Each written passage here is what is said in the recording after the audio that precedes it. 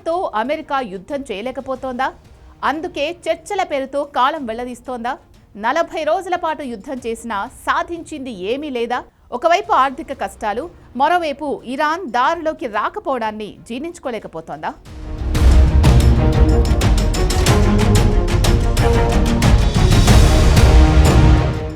రోజుకు 7,000 కోట్ల ఖర్చు, 40 రోజుల యుద్ధం. అమెరికా సాధించింది అంటే గుండు సున్నా. నిజానికి ఇరాన్ నుంచి అమెరికాకు ఇప్పటికిప్పుడు ముప్పేమీ లేదు. అయినప్పటికీ ఏదో సాధిద్దామని డొనాల్డ్ ట్రంప్ యుద్ధాన్ని షురూ చేశాడు. వారం రోజులు బాంబుల వర్షం కురిపిస్తే ఇరాన్ దారిలోకి వస్తుందని భ్రమల్లో మునిగి తేలాడు. తానొకటి తలిస్తే దైవం ఒకటి తలిచింది. 40 రోజుల పాటు సాగిన యుద్ధంలో ఇరాన్ తల వంచలేదు. అమెరికాకు ధీటుగా సమాధానమిచ్చింది. సరికొత్త వ్యూహాలతో అగ్రరాజ్యాన్ని ఉక్కిరిబిక్కిరి చేసింది. ప్రపంచానికి తెలియని అస్త్రాలతో అమెరికాను వణికించింది.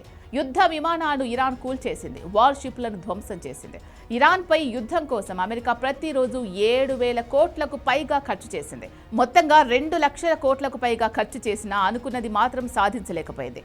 సైనికులను కోల్పోకపోయినా ఆర్థికంగా భారీగా నష్టపోయింది. చైనాకు ఇరాన్ నుంచి చమురు సరఫరాను తగ్గించడం తప్ప అమెరికా ఇందులో లాభపడేది ఏమీ లేదు. చివరకు అది గొప్పగా సాధించిందేం లేదు. పైగా గల్ఫ్ దేశాల్లో సైనిక స్థావరాలు ఏర్పాటు చేసి అవి తిరుగులేని భద్రత ఇస్తాయని అమెరికా మాయమాటలు చెప్పింది. ఇరాన్ క్షిపణుల ధాటికి ఆ రక్షణ కవచం కుప్పకూలింది.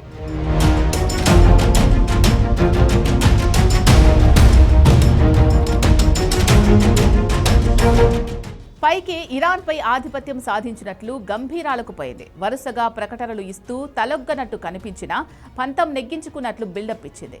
యుద్ధంలో పై చేయి సాధించినట్లుగా కనిపిస్తున్న ఇరాన్ ఇంటికెళ్లి ఏడ్చిన పరిస్థితి తెచ్చుకుంది. సుప్రీం నేత ఖమేనీ సహా ముఖ్య నాయకులంతా హతమయ్యారు. సైనిక దళం, పౌర సదుపాయాలు కోలుకోలేనంతగా దెబ్బతిన్నా అమెరికా మాత్రం పట్టు సాధించలేకపోయింది.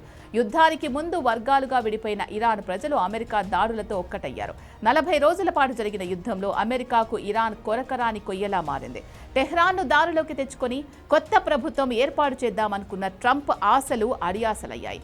ఇప్పుడు కొత్త పల్లవి అందుకున్నాడు. హర్ముజ్ మీదుగా పడవలు రాకపోకలు సాగకుండా దిగ్బంధిస్తామని హెచ్చరించాడు.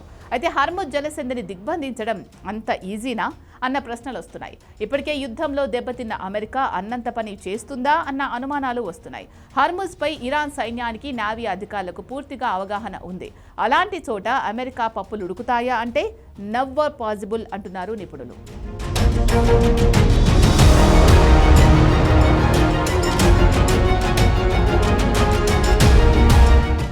వాషింగ్టన్తో ఒప్పందం షరతులకు లోబడి హర్ముజ్ను తెరిచిన టెహ్రాన్ లెబనాన్లో దాడులకు ప్రతిగా ఆ జలసంధిని తిరిగి మూసేసింది. కాల్పుల విరమణ ఒప్పందం నుంచి వైదొలుగుతామని హెచ్చరించింది. కాల్పుల విరమణకు అమెరికా చేసిన ప్రతిపాదనను ఇరాన్ అంగీకరించలేదు.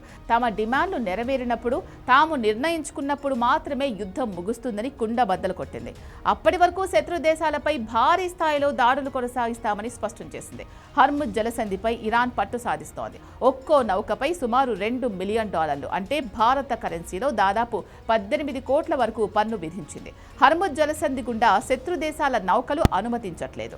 అయితే ఇరాన్కు చెందిన ఇస్లామిక్ రెవల్యూషనరీ గార్డ్ కోర్ ఈ జలసంధిలో ఒక టోల్ బూత్ విధానాన్ని అమలు చేస్తోంది. హర్ముజ్ గుండా ప్రయాణించే నౌకలు పూర్తి పత్రాలు సమర్పించాలని సూచించింది.